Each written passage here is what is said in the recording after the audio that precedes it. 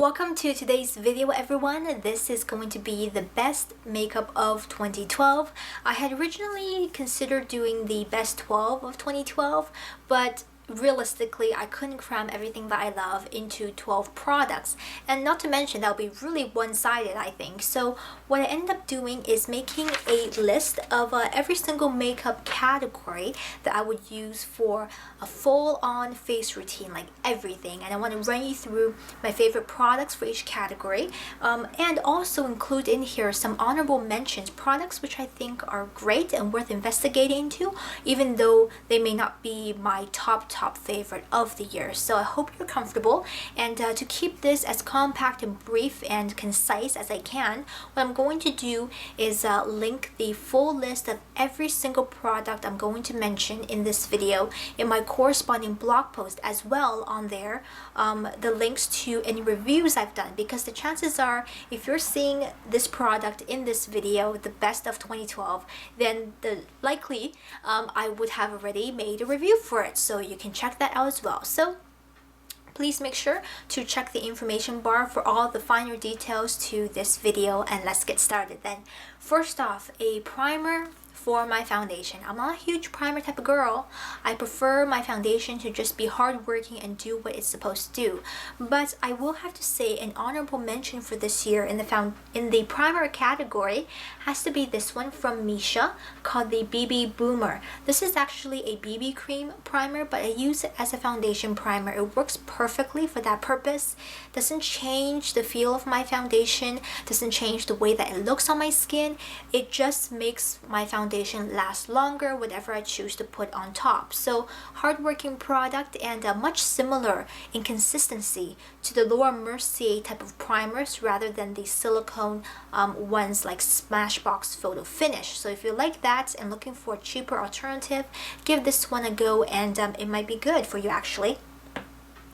Next up are foundations, of course. Now you guys may know that 2012 I was on a huge luminizing, glowy, ethereal skin foundation kick. Anything that said glow and, you know, healthy shine and dewy, I was all over it.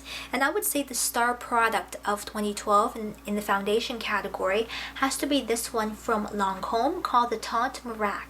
And this is actually Buff 2 Warm is my shade. I love the color match from Lancome. They do cool, warm, and neutral shade, which is perfect if you have an undertone that's hard to match in you know, regular drugstore foundation categories.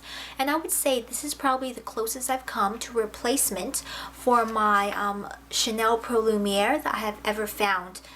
Well, thus far anyways. So I do like this a lot. I wear this pretty consistently when I am looking for just a foundation, you know, something to make my skin show up nicely, to be present, and just to look flawless. I always reach for this one. This actually has a pearlized glow. It's not a shimmer, it's not a sparkle, it's just a pearly sheen to your skin that looks superbly beautiful on camera, on film, and in day-to-day life actually as well. As an honorable mention, I want to talk about this, which is the L'Oreal True Match Lumi. Again, a great array of foundation color selection in terms of their skin tone palette from L'Oreal. I like that this gives me a very similar glowy finish to the Lancome Teint, but I would say this might be a little bit shimmery. I do think this contains tiny bits of shimmer, but I will have to double check when it comes time to write the review for this product. I have used it enough time to say that I like it, but I don't have, you know, full-on details about this yet. But I do think this deserves an honorable mention for the way that it looks and feels and sits on the skin. Alright, moving on to BB cream then. Of course, probably the best new discovery of 2012 for me in the makeup department overall is this one from Mizon, and this is the all-in-one Mizon Snail Repair BB cream. Absolutely superb product. It feels like a foundation, it looks like a foundation, but it's a BB cream, and it does wonders for my skin. When I am having a breakout, when I'm feeling spotty, my skin is angry at me because I've done something bad to it, this is what I wear, and I don't have to worry about it making my skin worse. In fact, it makes my skin better, and I love that about this. I love the coverage, the fluid consistency, the way it looks. It is just I'm head over heels about this product. So definitely favorite BB cream of the year. Moving on to concealers. I'm not a concealer type of girl. I don't like concealers, mainly being that they tend to sit on my skin unnaturally. They separate themselves from the foundation and they never mesh well. So it always looks like I'm wearing concealer. And although I don't mind looking like I'm wearing foundation sometimes, if I want a really full-on look, I don't like my concealer to scream, hey, look at me, I'm right here trying to cover up this huge spot, you know. So not a huge fan, but as an honorable mention, I do think the Candydoll concealer deserves, you know, a little intro right here. I have reviewed this, and I would say this is what I would reach for most often if I do decide to go for a concealer, which is rare to begin with, but if I am going to wear one, this is what I've been wearing because I like that it has a satin finish. It's not too powdery, it doesn't dry powder on the skin. It's not the most long-lasting concealer, however, it is a good balance between a natural finish and just coverage overall. So it blends well with my foundation if I choose to wear one, and it looks quite decent naturally on its own if I'm going for a no makeup type of look and just spot concealing with a bit of this Candydoll concealer. I think it does work well. So that definitely gets an honorable mention. Now talking about base products, I think we do need to talk about powders. And although again, I'm not a powder girl, I hate the way powder sits on my skin. It looks obvious, it looks chalky, it's not so sweet. But this one deserves an honorable mention because this is what I've been using most often if I'm either setting my makeup or if I need to touch up when I'm filming. So this is the Ben Nye Media Pro HD Compact Powder. Sounds awfully fancy, and I have the color in Bella 002. This is what I'm wearing today. It's what I wear most days when I need to touch up my makeup, when I need to powder down my T-zone. It gives you a very natural skin-like matte look to your skin. It's not super matte, and it's not the best at oil control, but if you want a natural looking powdered down look to your base, this is it. I think this does deserve an honorable mention. So that's that from Ben Nye. I feel like my light is changing, so let me just move this around a little bit. Hopefully this is a little bit better in terms of lighting. It's kind of cloudy today, so the sun is doing its whole thing by itself. Now on to blushers. Two blushers here to share with you. The first one is probably a holy grail of everything I have in my collection over there, and this is the Candydoll blush in the color Strawberry Pink. Now it's the only shade from Candydoll that I own for the blushers, but I do think this is such a versatile color. It looks a little scary in the pan right here, but it is so versatile because it gives you a translucent look to your blush. Doesn't look powdery on your skin, doesn't feel heavy, doesn't look like or seem like you're wearing blush, but the color is there, the pigmentation is there. I can wear this on a day-to-day basis, or I can wear this for filming like today. I can layer this and give myself a real, you know, super bright pink blush if I wanted to. So I love how versatile this product is. So it definitely gets the best blush of 2012 from me. As an honorable mention, I do want to talk about the Maybelline Bouncy Blush. This is number 20, Peach Satin. And I like this. I just love the concept of this. I think it's quite innovative, and I love the array of shades that they come in. Although this is the only one I own, I'm looking forward to picking up a few more. I feel like this is very easy to wear. It's alright if you've got slightly oily skin. It's alright if you have slightly dry skin. It's much more of a medium, you know, versatile product that you can wear on any occasion. I wear this on my bare skin days. I wear this on my full makeup days. It's just versatile, and I like that about this a lot. So honorable mention from me about the Bouncy Blush from Maybelline. Alright, we can move on to eye products. Starting off with these suckers over here, my eyebrows. I was never very happy with my eyebrows. They are finicky, they're hard to fill in, to look natural, especially because I have very sparse brows. And anytime I do any filling in, they tend to look very heavy and kind of strange. But I think this palette really changed my overall perspective on eyebrows altogether. And this is the Kate Designing Eyebrow Kit. I have the color in 04. I believe it comes in 3 different shades, 03 being a lighter variation and 05 being a darker variation, which I'm hoping to pick up since my hair has grown out its natural shade. But I tend to use these two mixed in together and use it with the little brush that comes along with it, which is a very smart design. I actually use the fluffy end to do the inner corner of my brow so it's nice and soft, and then switch over to the slightly pointier side, more like an eyeliner angle liner brush, and do the arc and the tip of my brow. So I can wear this every single day, and I can wear more naturally. I can wear it a little bit more defined. I can add a bit of brow pencil to make it really sharp and sophisticated. So it's a versatile product. I love products that are hardworking, they're versatile, and I can use every single day, and this is definitely one of them. I love that this is super blendable. It's not powdery, it's not heavy, and I think this was maybe $14 because I do have to buy it online. I think it's superb. Can't be beat, and it's lasted me a long time throughout this year. Alright then, honorable mention, the Dior Show Brow Styler. I have to talk about this, and I have talked about it before, but I just want to talk about it again because I like it so much. I've been eyeing this for ages, but when I received it as a gift, I was just blown away, and this is definitely something I will repurchase once I ran out, whenever that day comes, because this is actually quite long lasting. Most brow pencils I find are too waxy, or they deposit too much product on my brows. And again, as someone with very sparse brows, you don't want lots of heavy product in your brows, or else it looks a little bit crazy. So I love this for that purpose. It only comes to one shade, but the consistency, the color tone, everything is just perfect. And I love using this to touch up or define my brows along with a powder product together. So I think these two are certainly worthwhile checking out.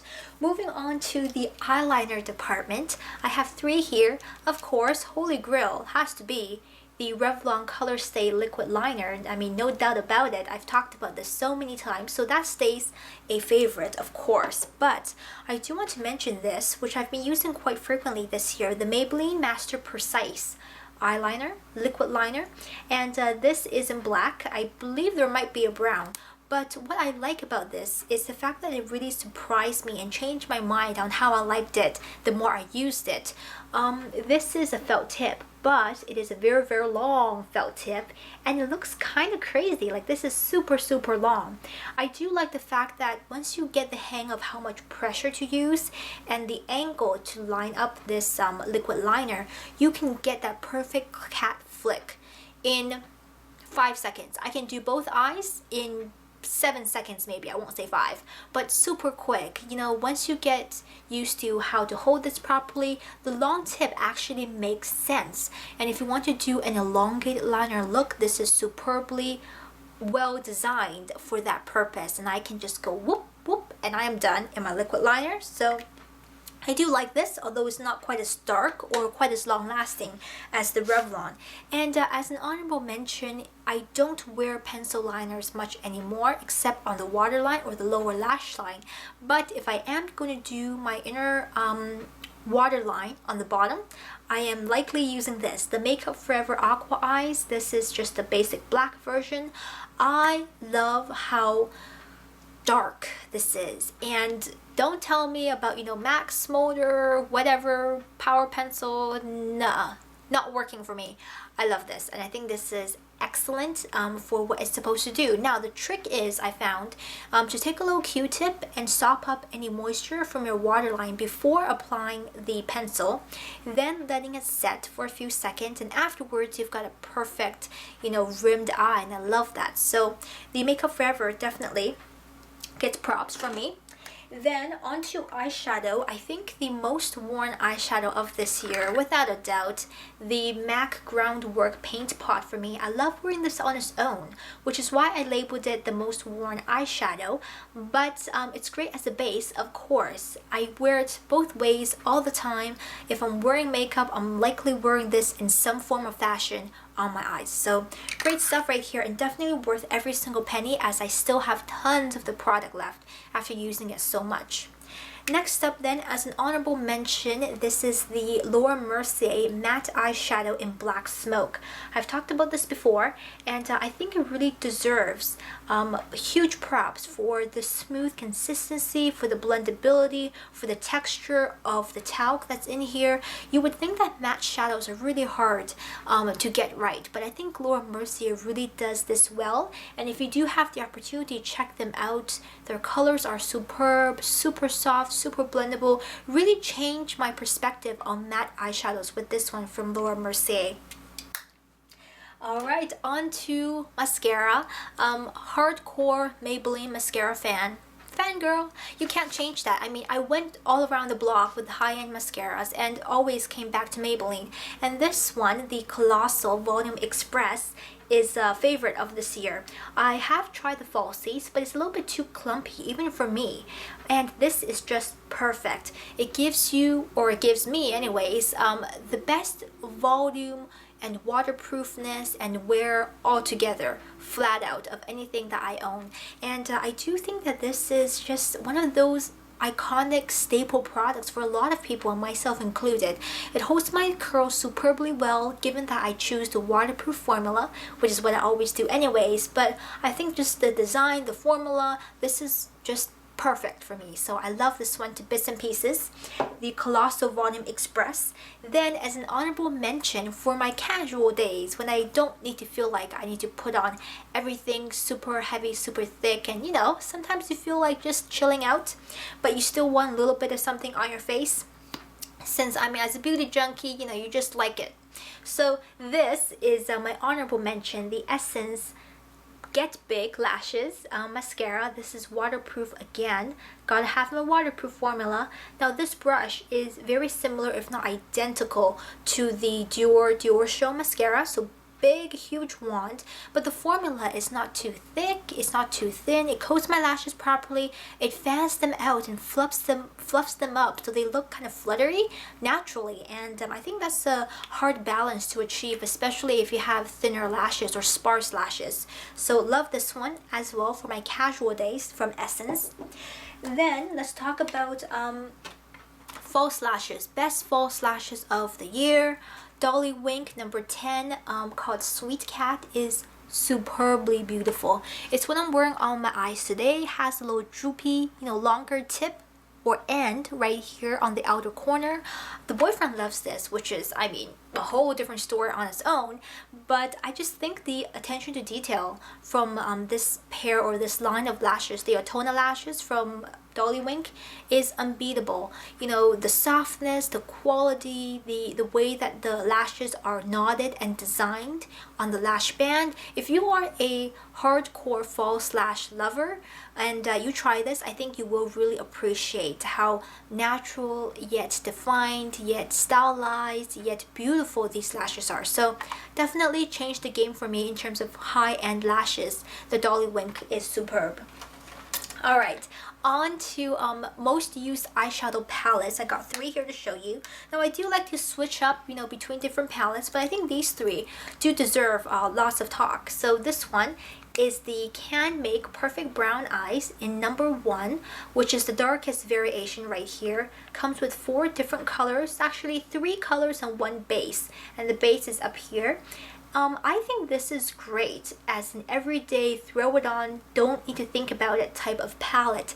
It's easy, it's not too warm, it's not too rusty. A lot of brown shadows come with a coppery shade that might be too rusty or too orange for you know, lots of eye colors. I think if you have blue eyes, looks great.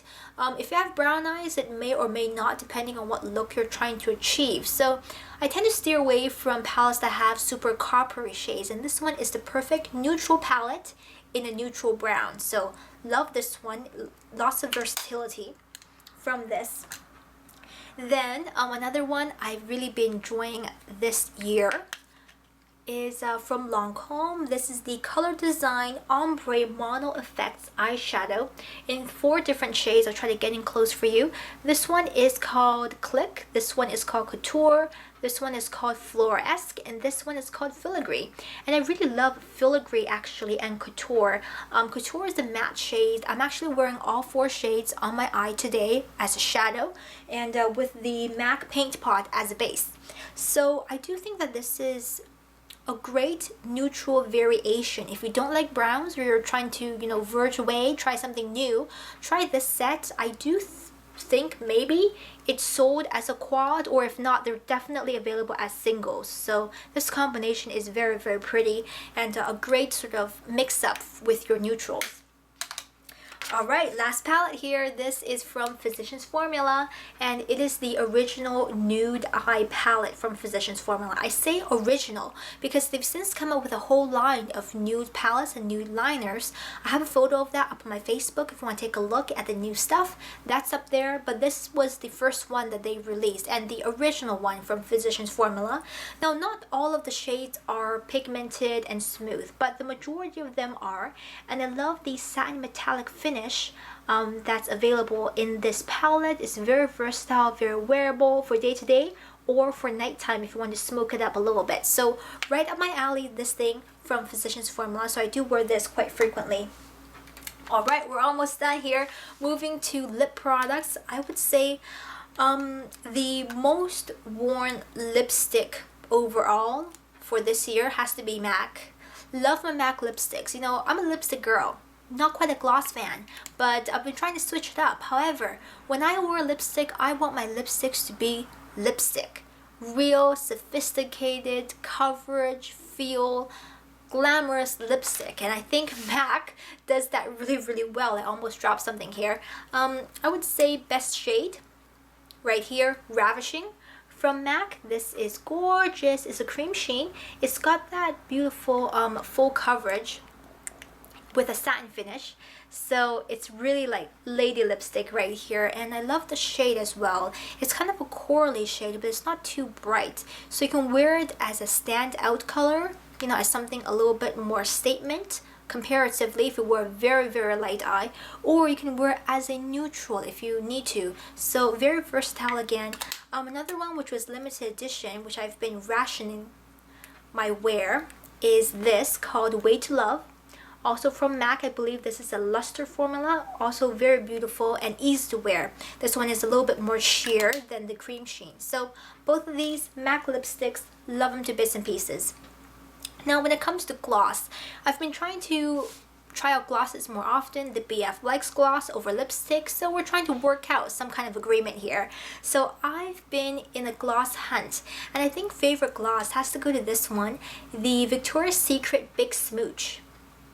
It's actually a dual-sided lip gloss with a color and also a lip plumper. I don't feel like it makes my lips any plumper, but definitely the combination of these two are beautiful on the lips. It's that super girly baby pink. You know, it's Victoria's Secret after all, and I'm certainly going to be picking up more of these next time down the States by Victoria's Secret store. It is just gorgeous, and everybody, you know, sort of compliments me on sort of my lip look whenever I wear it. So I think that must mean it's really, really good, and I love it as well. Now, as a sort of tie between the Victoria's Secret, I also really love this one from Rimmel. This is the Stay Glossy, and the color is always lovely. Now, they offer a variety of shades, which is fabulous when you're looking for a lip product, but the way that this feels and stays on the lips is unbeatable so far.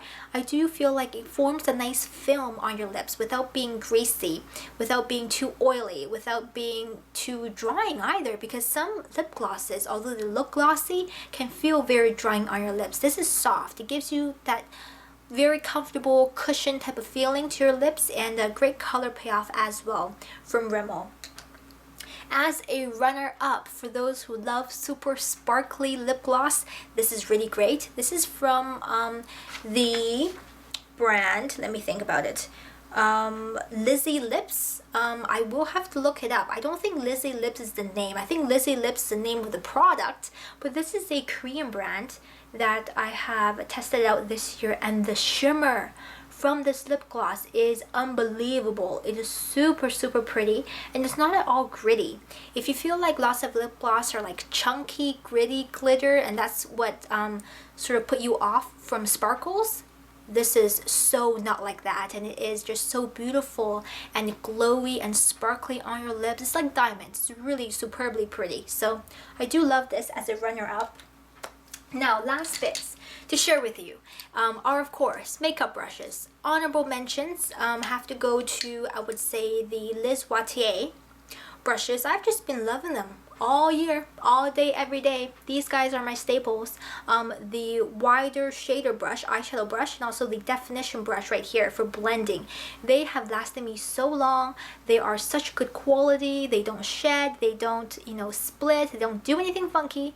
They just do what they're supposed to do. And for that purpose and for how soft they are, this is unbeatable, I think. So love those. But I want to say the new additions to my life this year are these two, and I love them both.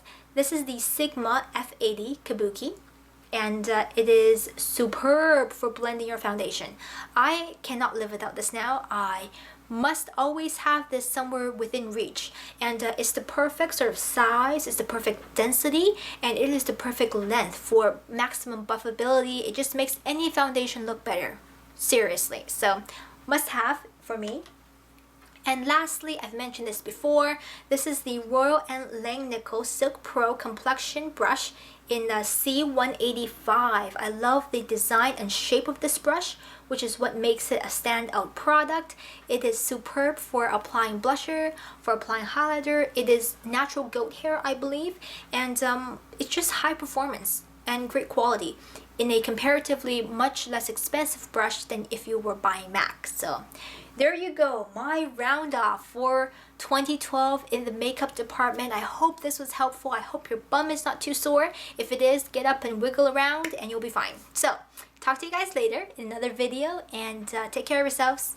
Bye bye.